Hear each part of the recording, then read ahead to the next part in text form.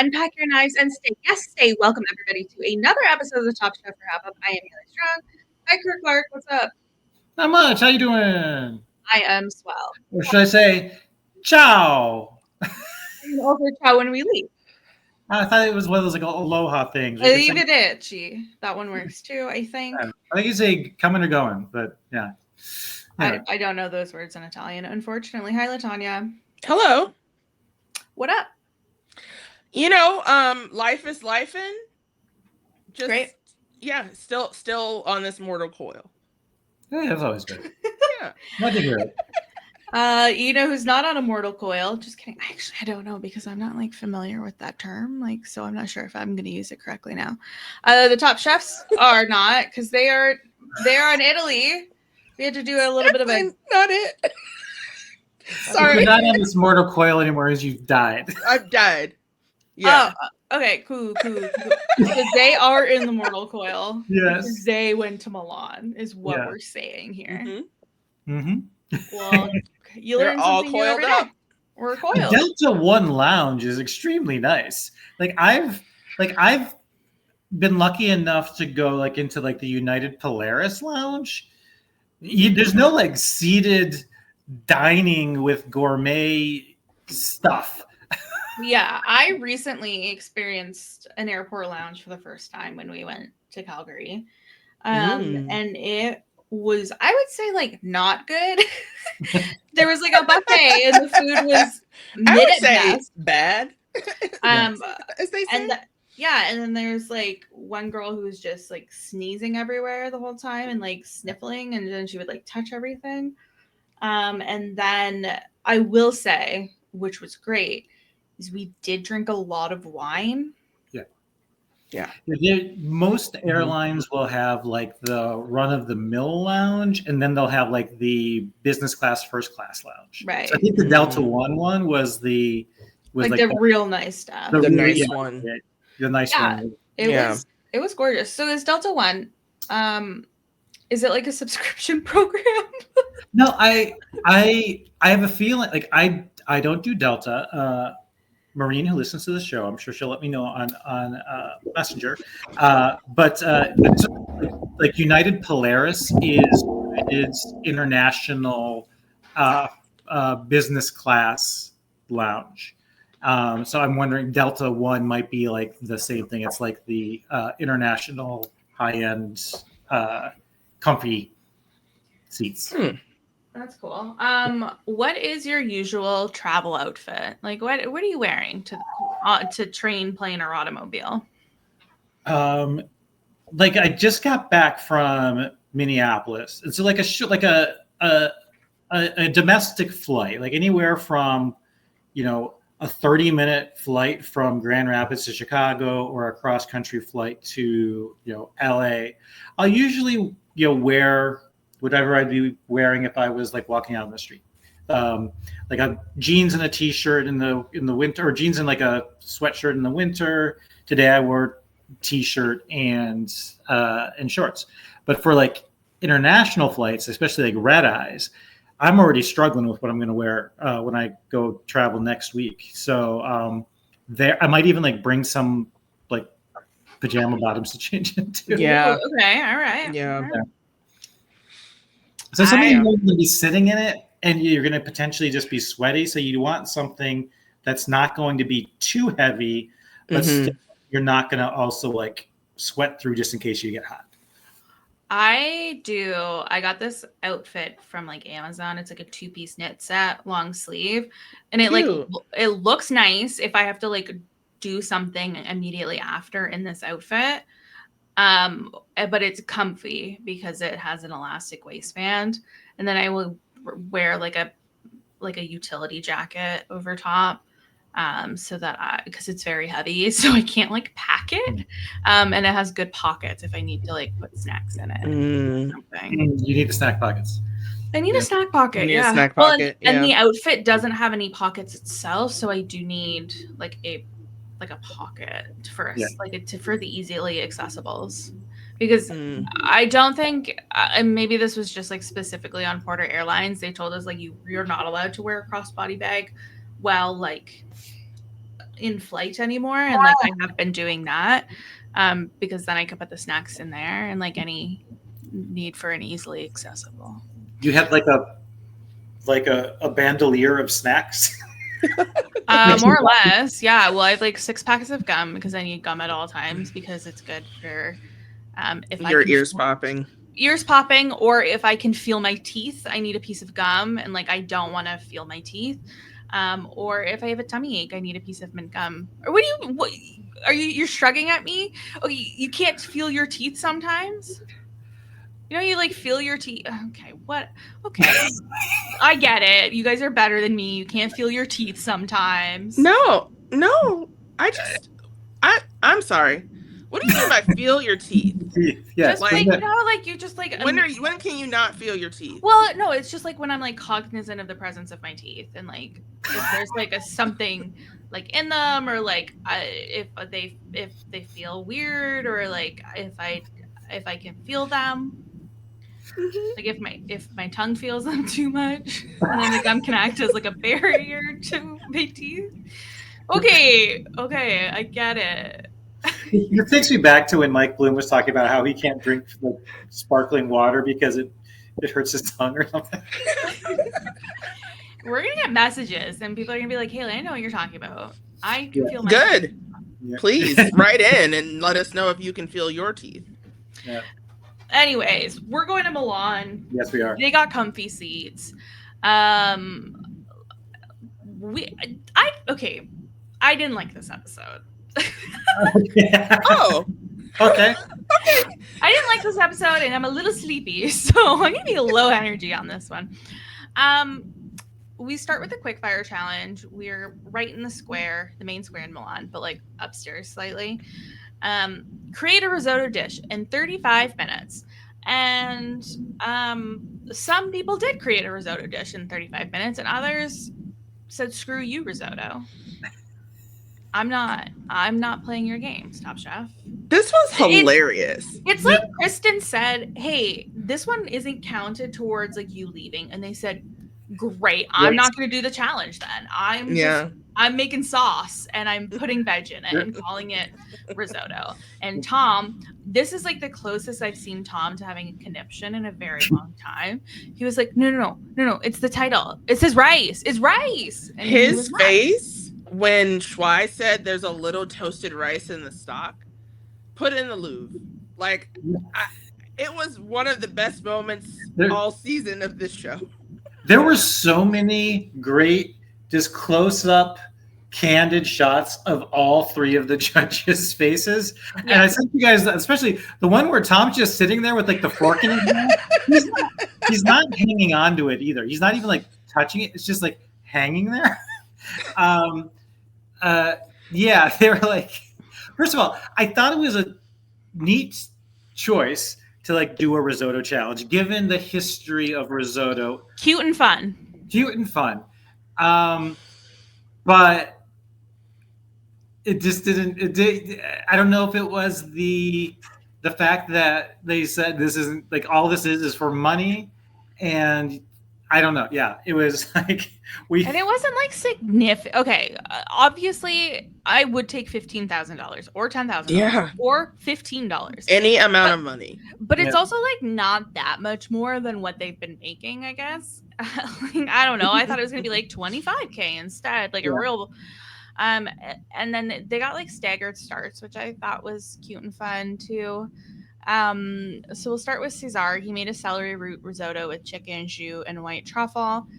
And they said, "There's rice in this?" And he said, "Rice stock." And they went, "But no rice." Yeah. And then like, I just wanted Schwei to be like overhearing this and saying, maybe I should add rice to this just in case. Didn't happen. He was over halfway done with his cook. Like I think he would have only had like 15 minutes left. Yeah, to try to make rice. Okay, well then that's his fault.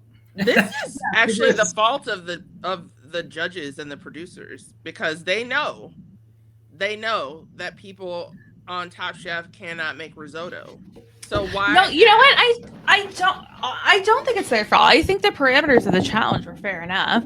I do think that they just thought the chefs would do what they were supposed to do, which was like make a risotto. Like I think they thought they knew what the etymology of this word was, and they didn't. Well, especially since they like prefaced the entire thing with like this place is known for polenta and for rice. And they use the rice for something. Fair enough, bestie. I thought the 35 minutes was a very strange specific time. And the other thing that kind of took me by surprise was this kind of implies that there's only like 5 minutes that the judges spend talking about the dish being served, the person presenting the dish, the person walking away, them talking about, well, I guess they technically, because they were all right there though, that makes more sense. It's not like they were in another room. The judges, like you said, they could have overheard. They were right there. The judges really didn't do any discussing right there in front of them because they were right in the middle of everybody. So it actually does make a little bit more sense, because where my mind was trying to process was like, so wait, when we see any regular challenge, that bringing out the food, serving it, talking about it, leaving, the judges talk about next, that's all takes place in 5 minutes. That seems like it would probably take place like in a 15 to 20 minute time block at least. But anyway, so yeah, if they call it quick fire for a reason, because they quick fire their comments too. Yeah, all I could think about with Cesar's dish was that scene from Emma, where Toni Collette's character talks about celery root. Like that's the only thing that I could think of the entire time he was talking about celery root. So guess that's where my mind was. I also have to say that I would like to say boo to living in late stage capitalism, because I'm starting to feel more and more like every episode is just a commercial for something or several things at this point. Yeah, I think that's fair enough on this one. Tristan, he won with his West African inspired risotto with heirloom tomatoes and charred buttered greens. Looked delicious. Good for him. He got an actual risotto. He went rice, and that was great. Bailey, our Italian chef, went, I know risotto. Obviously not well enough. She made a red wine risotto with Parmigiano and Taleggio, hazelnut, and pear gremolata. And I just want to take this time to point out that when we were looking at Bailey's dish, I said, oh, she's using hazelnuts, and Ethan went, no, she's using pine nuts. And then I came out victorious in the nut recognition category of the evening. Yes, you did. I just want to say hazelnut pear gremolata. Want to try that. I love it. Yes. Oh, also, I forgot to preface this with, I don't like risotto. Like, I hate it. I actively hate risotto. I think it's a miserable texture, and it almost never comes out good. My self-proclaimed claim to fame is that I can't remember if it was HelloFresh or there was a different one that I like. There's a different one I tried once. But anyway, I did like one of the home meal kits and made risotto, and I nailed it the first time. I remember that. I was very proud of myself. It was very good. But I think I can count on one hand how many times I've had risotto. I think half the time I think about risotto, I'm actually picturing paella. But I know it's good rice. But yeah. I think I've only had risotto one time. So, and it was fine. But I'm not like going out of my way to order risotto. Yeah, like I'm from what I can tell about like a well done risotto is like it has the texture that I don't want from food, which is like very soft. One time I had a risotto that was somehow mushy and also undercooked at the same time. So that was not pleasing to me personally. Bailey's had a sour note according to the judges. Sorry about your luck, Bailey. Shuai also said no rice. You know who would have put rice in their risotto? Massimo. Shuai made a squash risotto with chanterelle, saffron, parmigiano, and toasted hazelnuts. This sounds delicious, and I think I want this. Yeah. But it's not risotto. Yeah, no, I think you made a really good squash side dish. Yeah, that sounds excellent. Sounds amazing. And I want that. Anyway, Tristan won. And he gets 15K. Good for him. He made black people risotto. Yes. Is what he said. He did. It's hilarious. Elimination challenge. Cooking a 3-part head to toe. Yeah, head to toe. Yes. 3-part head to toe tournament. Hoof to tail. Head-to-head tournament featuring Milan and Cortina ingredients. This is when we are bringing in our friends from the Olympics and Paralympics. Alana Myers, Red Gerard, Declan Farmer, and Oksana Masters.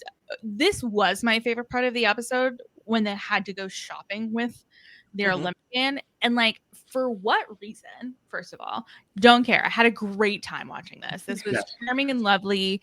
Declan and Shuai were giving off the exact same energy. Oksana, my queen, she just like went around and she's like, I don't know what's happening here. I'm gonna go bother everyone. That's how I felt. Great. She's a 19-time medalist. I am obsessed with her. She's like I haven't heard of her before. Biles of the Paralympics. Like 19-time Paralympic medalist Oksana Masters. Please be friends with us. She's also a great time. And then Red having to shout like 15 minutes left. He's like, did I do a good job? And Bailey's like, yeah, you did a great job. They were really fun together, Red and Bailey. And I was shipping them a little bit, if I'm being honest. Aw. Yes to Bailey saying, I just need emotional support.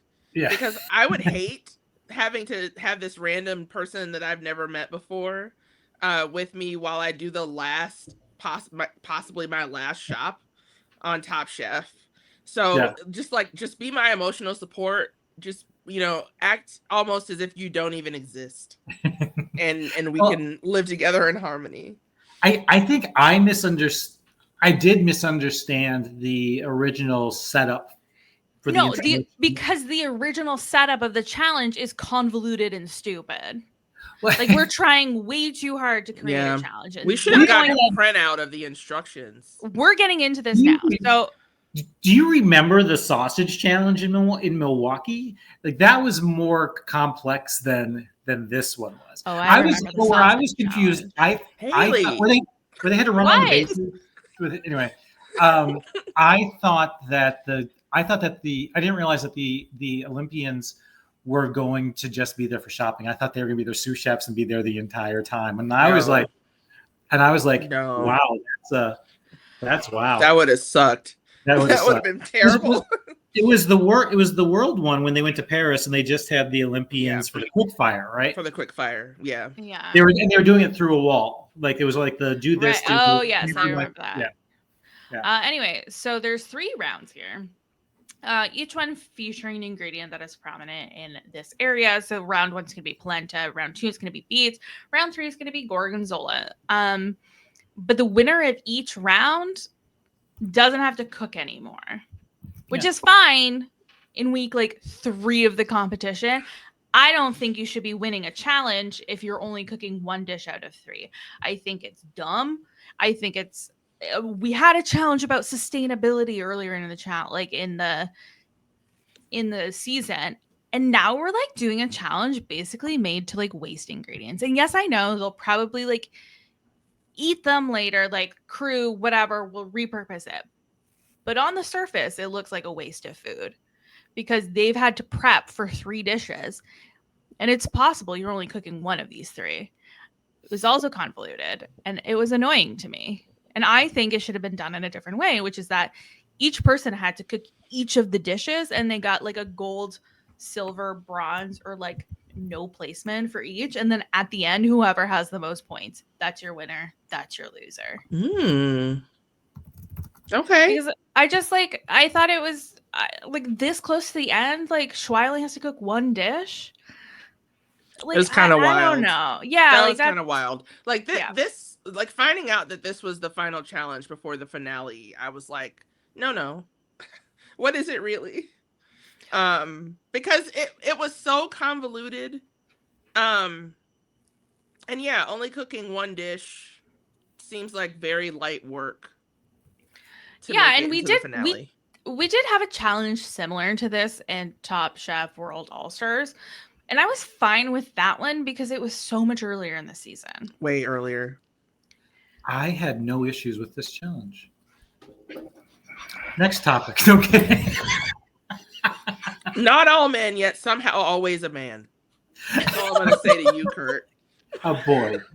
I was just delighted that we got to have Gorgonzola as a. If only we got to see everyone cook it, though. Yeah. And then it's like, okay, Tristan didn't figure out something to do with Gorgonzola.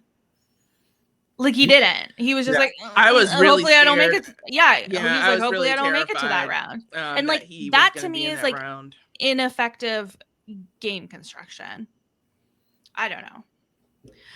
For round 1, there was polenta. Tristan made cuckoo with poisson non-so and epi marinated mackerel. It looked, honestly, I think like all of these dishes I was really taken by. Yeah, I'm not a big polenta girly, but yeah, I think I was most intrigued by Cesar, like going the dessert route. Okay, tell me more. Yeah, Cesar made a polenta cake with black walnut ice cream and candied prosciutto. I think this was like a really beautiful way to interpret it, and I was really excited about it. Candied prosciutto, please sign me up for that. Oh my goodness.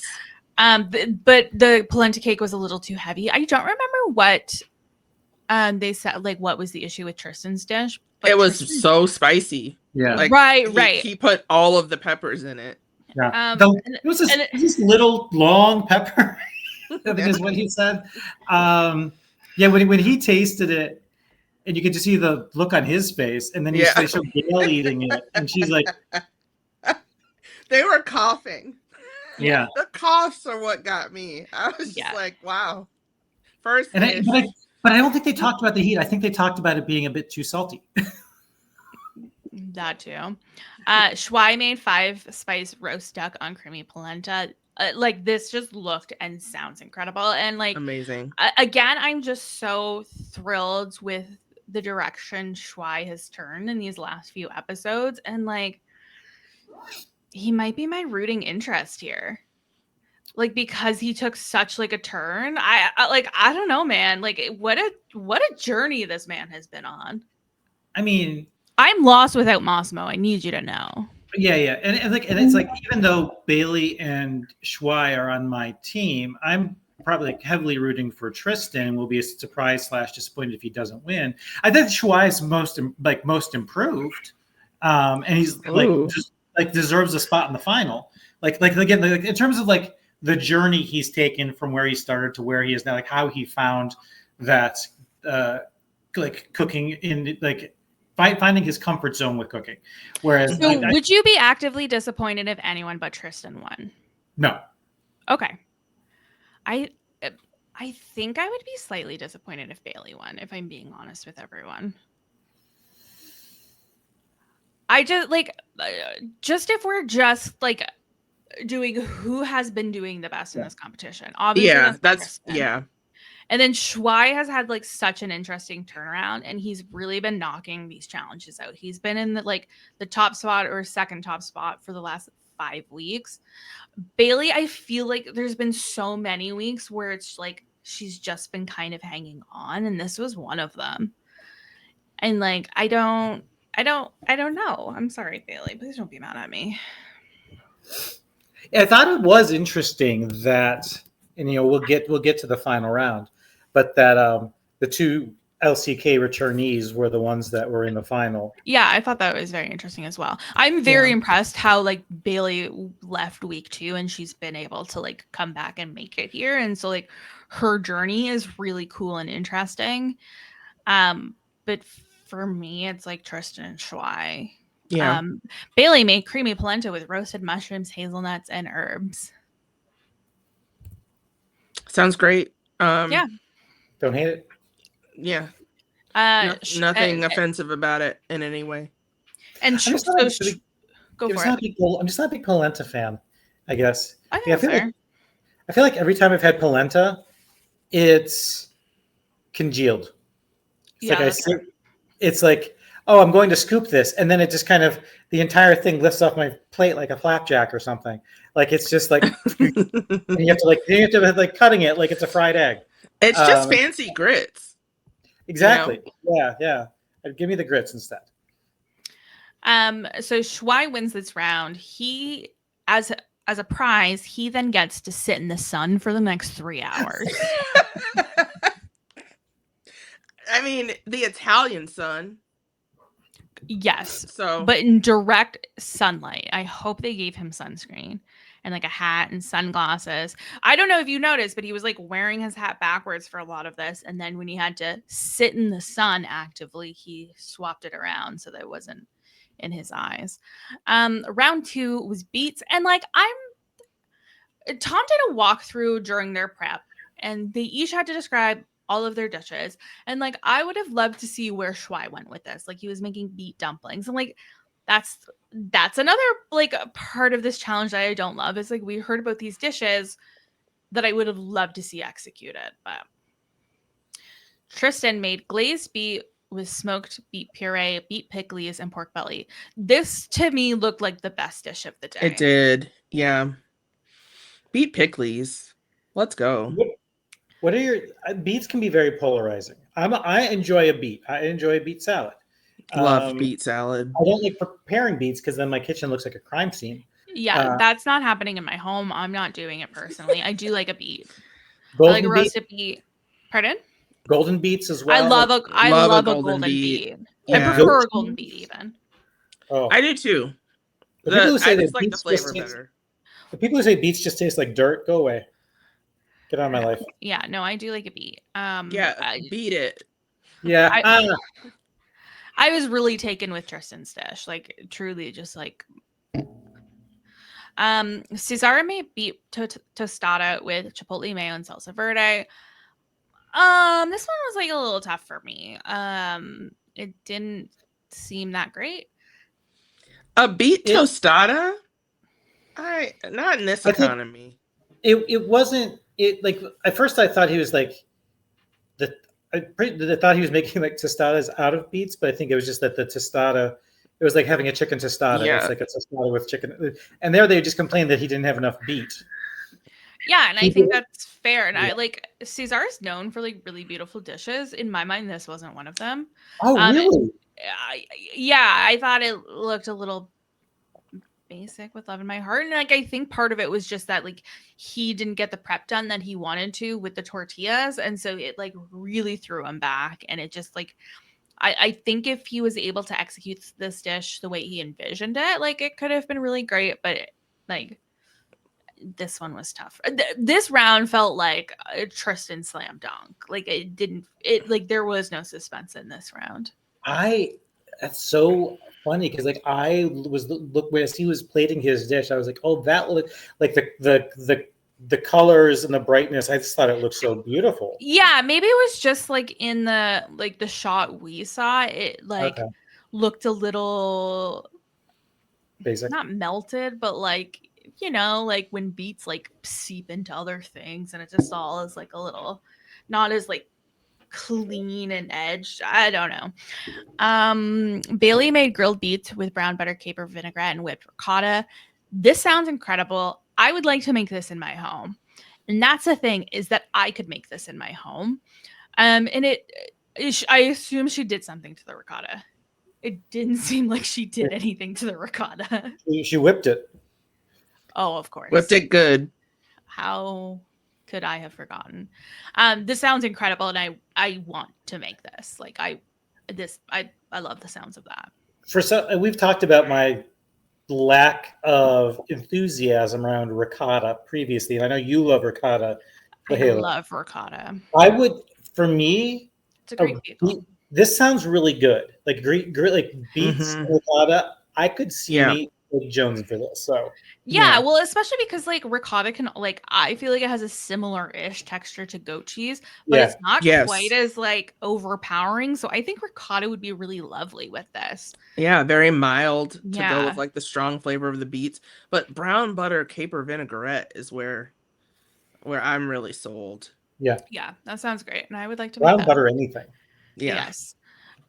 Tristan moves on. He now gets to go sit in the sun. Congratulations, Tristan. Enjoy your sun. At least he's not like having to like deal with leaning over a flaming grill.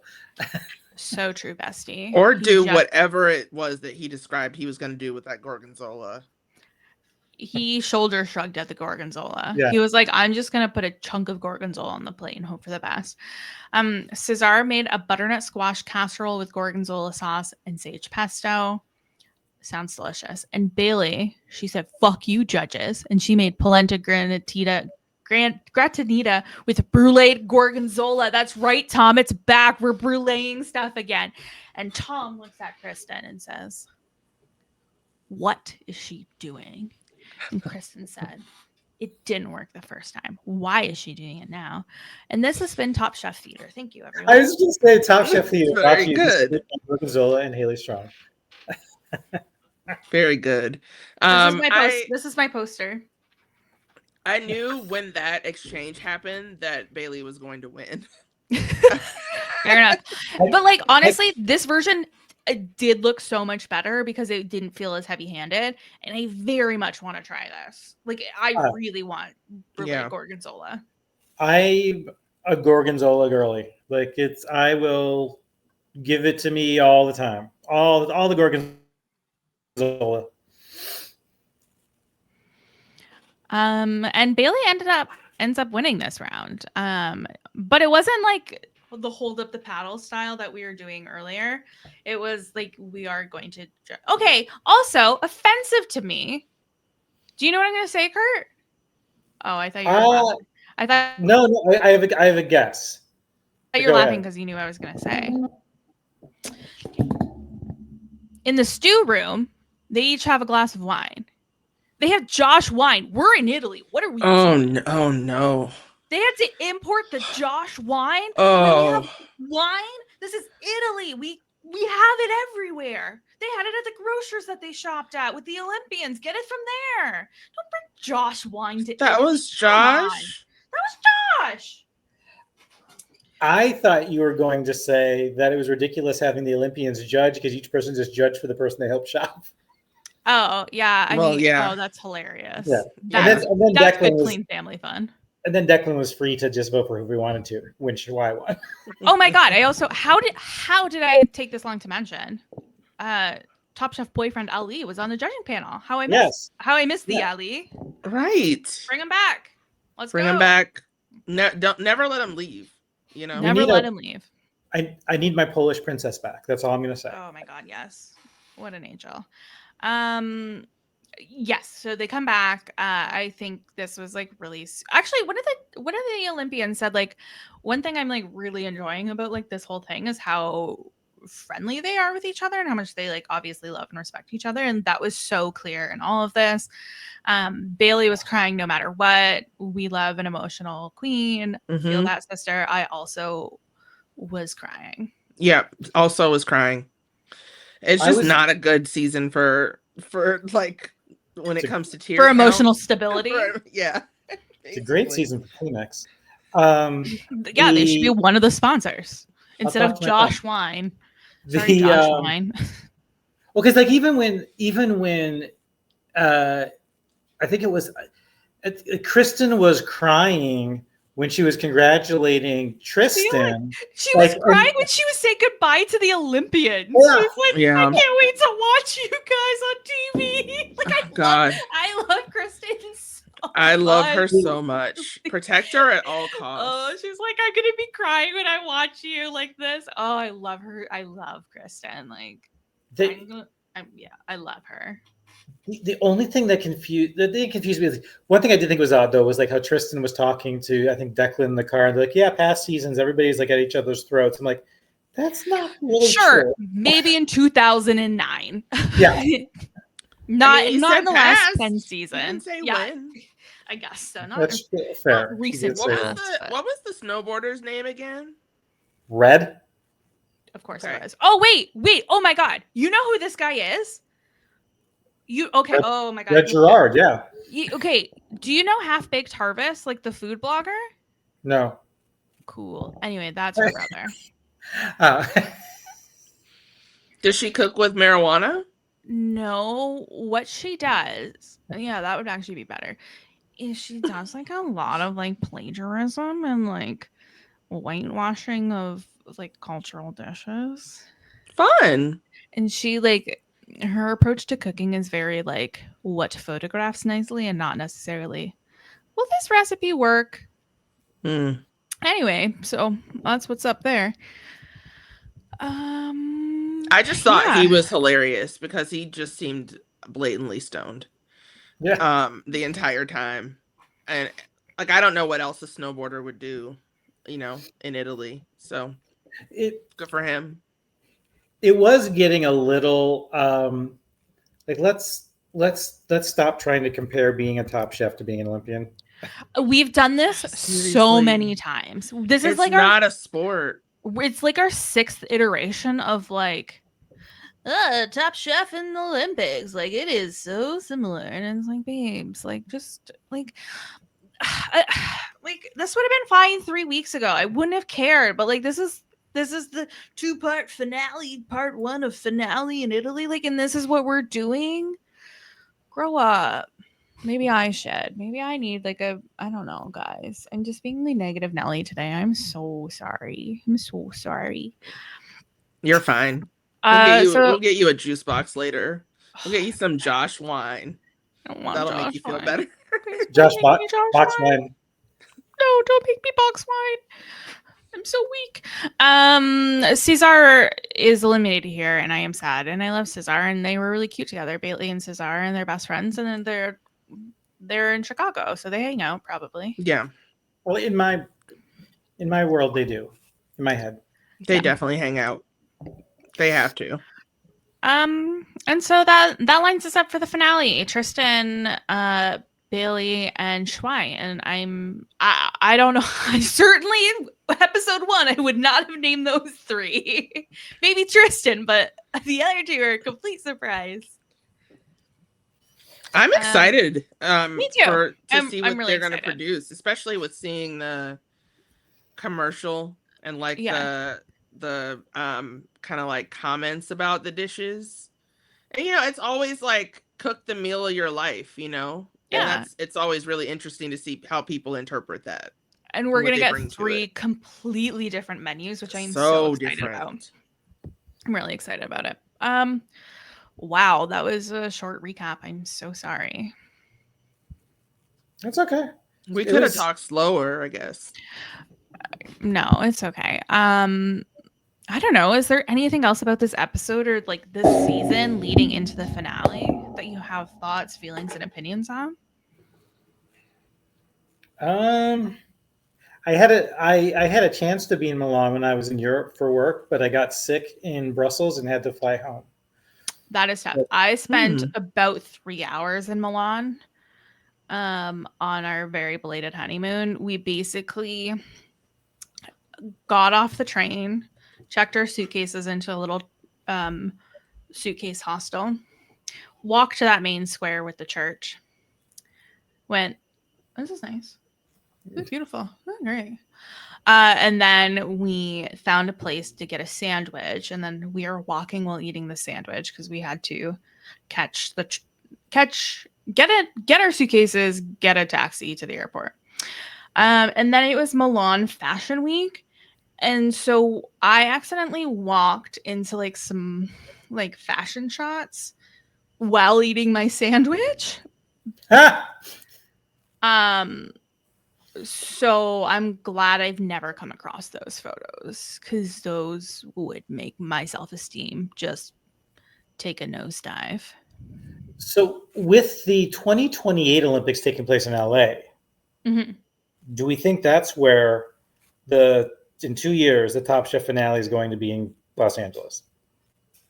Or if it's a local season, if it's a domestic season, will they just it feels like sometimes they've done like 2 cities. So like, will they go to LA for the semifinals or quarterfinals and then to someplace with more culture? That's a good question. And like, we could probably like talk more about it next week at the actual finale, but like, I think there's no way we're not doing an in US season next season. And like, I could almost see them doing like a repeat of something like New York or whatever. Like, it's been a very long time since we've had a predominantly New York season. I think All Stars 1 was the last one. And of course, we always talk about Atlanta and Philadelphia as being like, hey, what are we doing here? I've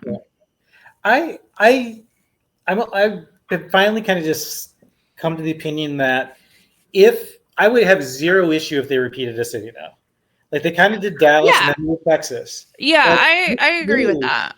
You can do New York again. You can do Las Vegas again. I don't care. Let's just embrace a city and Top Chef Cheyenne. Maybe not. Or like Top Chef High Seas.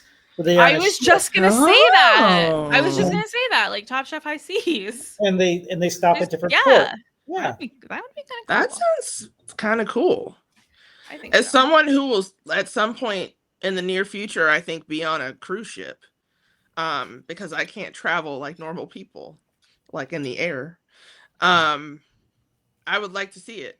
And we had that one episode. Was it last season? Yeah. Yeah. Oh yeah, and then we did a little bit in Top Chef Seattle of like cruising too. I just think that would be kind of fun. I like that. Anyway. Curt, what did you eat this week? Well, yeah, I'm ready to hear about this. Oh yeah, great. I'm excited. Friday evening, so I was in Minneapolis for like a long weekend, and Friday evening, friend I was visiting and we went out to a tasting menu to celebrate kind of our joint June birthdays. The place in Minneapolis was called Travail Kitchen, and last time I've been there before. They actually rotate their tasting menu several times a year. So like the last time I was there, it was an Italian tasting menu, and this time it was just called Duel, and they had 3 teams of feels chefs. More like a truel, but yes, true. They had 3 teams of chefs: the Valley Girls, the Freebirds, and the Meatheads. And there was a appetizer course, 2 entrees, and a dessert. And you got to eat the each team's appetizer, each team's entree 1 and entree 2, each team's dessert, and then you voted online for which of the dishes in each course you like the best. And then at the end, which team's overall dishes did you like the most? And then there's like which one team were you most entertained by?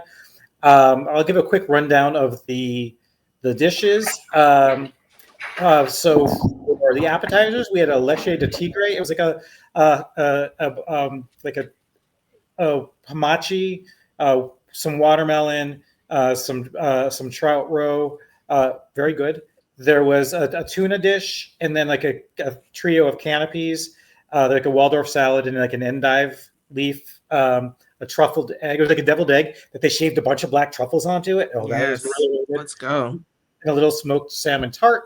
The 6 entrees they had, there was a langoustine thermidor, a duck donut. So picture like a donut hole, but inside it was stuffed with duck. And then there was a slice of duck and brown butter sauce next to it. And then there was a beet dish that was like nestled. So like the red of the beet, but it was nestled on like this kind of this, almost like a quite liquefied ube. So like a purple sweet potato. So the red of the beet, the purple sweet potato, and it had like crispy rice and pork sausage on it. I've never had a protein with beet before. It's always just been veggie dishes. So that was really good. There was an oxtail ravioli. There was this braised pork cachapas. There was a sugar steak. And then for the desserts, there was a rum cake with a pineapple compote, a German chocolate cake. And then my favorite, there was in this little jar, it was vanilla. It was like a ice cream float. It was vanilla ice cream, but then it was like green apple soda, and then these like CO2 infused grapes. So very good. How was the langoustine dish? It was pretty good. There was, and apologies, my computer's not been plugged in apparently, and so I have to quickly plug this in, or I'm going to die here on camera. And these are all on Curt's Instagram too. While he was going through the dishes, I was looking through the photos on Curt's Instagram to like see them and know what they are. Oh no, Curt. He plugged in his computer and he immediately got. Papa, can you hear me? I'm gonna write that one down. 30-ish. It is the Tonys tonight, so I've got nothing but show tunes in my head. Who do you want to win? Oh, just everyone. That's like fair. Yeah, that's most fair. people. I really want Audra McDonald to win again. What was she in this year? Gypsy. Oh, okay, she was cool. like the first in like a major Broadway production. She was the first Black woman. Like it's like the first Black cast of Gypsy. Oh, yeah, really want her to win, and it like lends all kinds of new dimension because the older kid they made like a dark skin girl, and the younger one, the one with all the talent, is clearly like mixed race. So like, but it's still set in the 20s because of the whole vaudeville thing. So like imagining like she, saw this kid didn't have any talent and she needed to make a baby that was more palatable. So she intentionally got pregnant by like a white guy. Oh. Yeah. There you go. Sorry. Yeah, my computer gives me literally 3 seconds of warning. Oh my God, that's hilarious. You better plug it, and then you're gone. You were asking me a question at the end there, Kaylee. I don't know if you recall what it was. No. LaTonya was asking you about the lobster thermos or the langoustine. Yeah, the langoustine. Yeah, no, it was pretty good. There was let me quickly pull up the description of it. It was a shrimp salad, cognac beurre blanc, breadcrumb, and then there was like almost like a long, a full like langoustine on there. It was okay. It was probably my least favorite of that course. But because I really liked the duck donut and I really liked the beets. I think the beets are the one that I voted for actually for that course. But yeah, no, the langoustine thermidor was okay. It was okay. Mm-hmm. But the team that made the langoustine thermidor ended up winning the night. So, and then there was and then they did like they had like a person from like a diner from each team do play cornhole to win their team points. They had to do like a tabletop shuffleboard and then beer chugging, which your boy came in technically second. I came in third of 4, but the first place winner was one of the chefs, and they were like, "That's a ringer, that doesn't count." So I came in second out of the three diners. So there we go. There we go. Good job. Thank you. I can chug beer. That makes one of us. It's a talent. I nurse like half a pint for no less than 90 minutes, truly every time. Yeah. So that was the big thing. Although I did find like this amazing kind of fast casual banh mi place where I was staying in Minneapolis. This is one of the best banh mi's I've had. I was like, this is really good, and like the bread was amazing. It was a great baguette that it was on. So that was that. But that tasting menu was the highlight of the place. Again, it was Travail Kitchen. It was Travail. I don't know if you pronounce it like the French or not. But then they also have like another different tasting menu in the basement. So like last time I was there, they had a Friends themed tasting menu, and then when I was there on Friday, they had the Office themed tasting menu. Don't know what that is like because I did not attend those, but yes, if you're ever in Minnesota, check out Travail Kitchen. It was really, really good. It's very convenient since this episode is being brought to you by Schrute Farms, producer of Beets. Beets. Can you imagine? They had to have had a beet dish. They had to have. LaTonya, what did you eat this week? Yeah, it's a good question. Sometimes not. I had a lot of ginger tea this week, like a lot. Because we've moved to the not even Zofran works on my nausea part of the experiment that is my life. I've exhausted the hotel's room service menu. You feel like worked your way through the entire thing? It's just because there are some things. I mean, I haven't worked my way through the entire thing. Like I might get the prime rib later because I might treat myself. It's Sunday, you know. Sundays are for prime rib. That's just like a prime rib day. That's what I thought, and it's like easily digestible. So they have this really good steak salad. And it's like more steak than you would think. And they have a little bit of arugula, but it's mostly on a bed of asparagus. And there's also pears that are like, Oh, I I don't know like what they that. do to the pears. Oh A wait, I pear gotta and pull up. steak salad. Yeah. Yeah. And it's served with a balsamic vinaigrette. I'm pulling up the not so correct menu. They eventually brought me a correct menu, so that was exciting. So it's grilled steak, pear, asparagus, cherry tomatoes on a bed of arugula, tossed in house-made balsamic vinaigrette. Very good.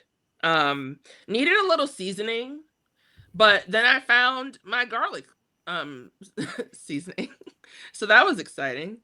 The first time it needed seasoning. The second time it was pretty good. And the steak, they cook it like medium, you know. It's like a good medium. They have these little personal pizzas here, and I got a veggie one, and on the veggie one it's mushrooms, black olives, onions, which I didn't get because I was afraid they might like inflame the belly, and then another vegetable. And it was good. It was like for room service pizza, a lot better than I thought, honestly. Like the crust was good. So that was nice. I've yet to have hotel breakfast. Oh, okay. So we're gonna work our way toward that at some point. What else did I have? I tried the Did I already talk about the BLT? I think I did. I think you did. It sounds familiar. It's the pork belly Yes, BLT. yes, you did. Yeah. And then I tried the shredded chicken quesadilla, which is just, like it's a quesadilla, I love quesadillas. Like they Yeah. are so they never well, sometimes they disappoint, but it's rare they disappoint, It's pretty rare that they disappoint. The fish and chips, not good. Oh, Not that's fine. gonna order that again. And the burger was less good than I thought it would be. But I tried, they have sliders as well. And they give you, it says like your choice of 3 sliders, but I didn't know from the way it's written on the menu that you're supposed to order like all 3 the same. I was like, I'm only ordering this because I wanted to try each of the type of sliders. Yeah. So it's the first one is an all beef patty with cheddar, chipotle ranch on a slider bun. Then there's a rare roast beef with arugula, extra virgin olive oil, salt, pepper, honey, Creole mustard sauce. And then there's the pork belly one, which is like a mini version of the pork belly BLT, basically, only it has pickled carrots and daikon and mayo. So 2 out of 3 of those were pretty good. The roast beef and the pork belly were good. I don't know how a roast beef sandwich is a slider. It's just a tiny roast beef sandwich. But we're doing what we can. And then I ordered out one night, and I didn't know like which Chinese place to get food from, so I just ordered from the one with the cutest name. And I ordered from this place called Chopstick. And I really I was not having a great day. I had to go to urgent care that day, and I just wanted some soup and a smoothie, and it fulfilled my soup and smoothie needs. There you go. Yeah. There is a place that I want to order from on here that is like or near here, I should say, that is just like charcuterie. It's a charcuterie place. I love that. Which that's strange for for an entire restaurant. For an entire Oh, really? I feel like we have a couple of those around. Really? Yeah. I love the idea of it. I haven't seen a restaurant that's just like charcuterie stuff, and like they have sandwiches as well. But I was like very attracted to the charcuterie. And so I think if they're still open, I'm not sure if they are, but if they are still open, I might be ordering from them later.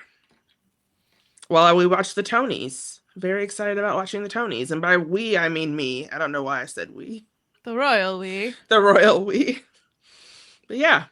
Yeah, that was a pretty good amount of food for me for a week. Mm-hmm. You know, considering all things considered. So I'm kind of proud of the old belly. Haley, what'd you eat? What did I eat this week? What a great question. It was kind of a late. Oh, you know what? I didn't eat it. Not that I didn't eat a ton this week. It's just that, Ethan was volunteering a lot this week for this big event in Niagara called the Book Riot. It supports the women and children's shelter in Niagara. It's an awesome event. By the time this goes out, the event will be over, but it's like everyone loves this event. Anyway, so he was there most of the weeknights this week, and when he's not around, I go, I'm not cooking. I eat whatever I find in front of me. But I did the one night I was going to the event, went to a brewery nearby called Counterpart, which, if you are local to Niagara, it is, in my mind, probably one of the best restaurants in Niagara. I got their buffalo fried chicken, and they came with fries and a blue cheese coleslaw, and it was excellent per usual. What else did I even have? Oh, I went to the market this week, our little local market, and got some Farmer Fresh strawberries. They were $7 for pints, but they are so good. They're local and they're good, but it's like I used to really love strawberries, and then I kind of fell away from them. But lately, I've been getting back into the strawberry biz. So, yeah, that was so good. Yeah, $7 isn't bad for how much? For like a pint of local strawberries, and they are like probably the best strawberries I've had in a very long time. And then, because we were tired from existing this week, we got a Costco dinner, and they had these pork carnitas burritos. Like, you know how Costco has that one section where it's like all pre-made food. So we got one of those, and it was decent, but not like outstanding. Yesterday we hosted a lasagna making party. So Ethan's family and my mother came over, and we made lasagna from scratch, and including the noodles. I'm not sure how that turned out yet. Hopefully those are good. I think they will be. There was a lot of ricotta, Curt Clark. Pardon? Yeah, I figured. I made a really delicious Aperol spritz. I don't know where you guys stand in the spritz worlds, but I do love an Aperol one. And then, because we are tired today and lazy, we got sushi and ate it at 3:30 p.m. And then I'm going to eat the rest of it when I'm done this podcast. I had sushi today for lunch as well. I had the East Houston roll in Michigan. I couldn't even tell you what's in it. I know it's like deep fried cream cheese. Bring it more. Bring it more. Yeah. I did have a few interesting cocktails at the tasting menu. I forgot. There was pineapple daiquiri, which was delicious. I'm in. Yum. Anything pineapple. There was a rum-based tiki drink that was very good. There was a like a kind of like a chai espresso martini. And then there was like a twist on a dirty martini, but it's like olive juice. It was pickle juice. Yes, like a pickly. I would like to try that, because I don't like olives, so like I never get like a martini or anything. Yeah, I made myself a pickletini before moving out of my last apartment, and it was a good decision that I made. I enjoyed it. So. Gosh, what a week. And I can't wait for the finale next week. I'm very excited, although I'll be sad not to talk to you guys every week. Kurt, where can people find you on the internet if you want to be found on the internet? You can follow me. Best place probably is the Instas at Curt Clark with 2 C's. I have photos of every one of the dishes I had. Carouseled it, so it's photo of the dish and then the description of the dish on the second panel of the carousel. Going on a Norwegian Cruise Line's cruise to Norway, ironically. I just love it. It's just like I'm going on a Norwegian cruise. To where? Norway. What cruise? So like, then what cruise line? Norwegian. Norway. What? Yeah. I just love it. That's just good, clean family fun right there. Yeah. And like Iceland, Bruges, and Amsterdam. So there will be food posted over the next couple of weeks as well, late June into early July. So all sorts of food stuffs to follow to go. And I did 8 escape rooms in Minneapolis. So there's escape room pictures that are coming up daily as well. So and books. So again, my big 3: food, escape rooms, and books. You're missing the important 4th, which is the parking lot near your house. Oh, yeah. Do you mean the storm or just in general? Just in general. We get snow watch. We get storm watch. We get fire watch. You get rubber duck watch. Did I tell you about that one? I don't know. Are you guys familiar with Jeep ducking? Yes. Okay. LaTonya. So during COVID, Jeep owners started leaving rubber ducks on each other's cars as just a way to bond. So now anytime you see a Jeep, look in the dashboard, odds are you will see rubber ducks there. Really? Yes, really. For the past 3 to 4 years, there's been the same Jeep. I believe it's like one of the coaches for the Grand Rapids Griffins hockey team parks in the same spot that I can see like right out my window. And I suddenly noticed that, he's got like 6 or 7 ducks in his car. So I bought a variety pack of rubber ducks from Amazon. And I was just going out there like leaving ducks for like 3 weeks straight. And just when I think he would like expect it. Then I wouldn't leave one that day. So hockey season's over, and now I've got a big box of rubber ducks with nothing to do. So I'm now that's so funny. You did not tell us adorable. Yeah, that's so cute. And then there was another time when someone, when the parking lot was full of snow, someone wrote in the snow, "Love you, Rachel." So I took a photo of that and big letters, and then I took a video of the snowplows clearing it away the next day. They clearly hate love. Anyway, sorry. I guess the parking lot has more entertainment value than I thought. LaTonya, how about you? How's your parking lot? Don't have one or an address at the moment. I'm just, out here. But summer's coming / here ? ? I don't know about seasons. You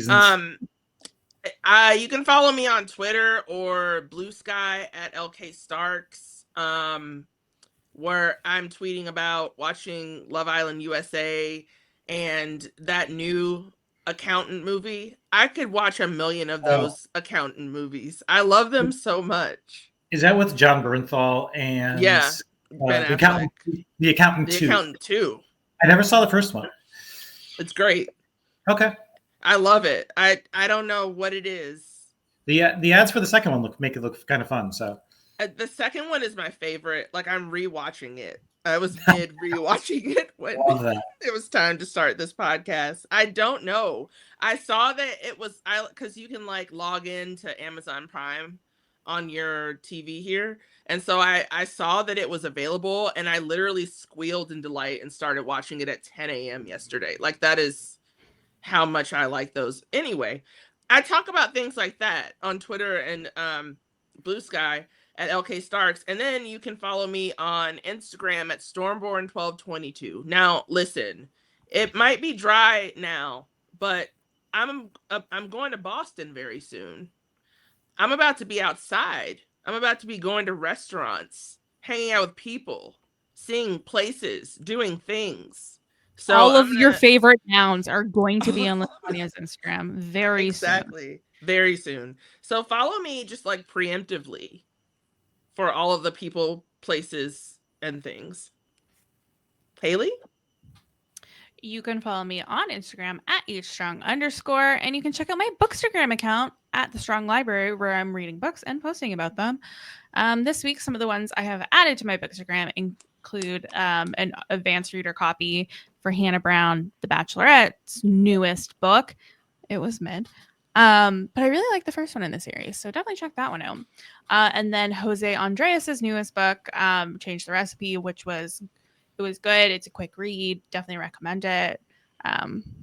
I think it's very fitting for the listeners of this podcast to check that book out for sure. And until next time, pack your knives and go. Bye.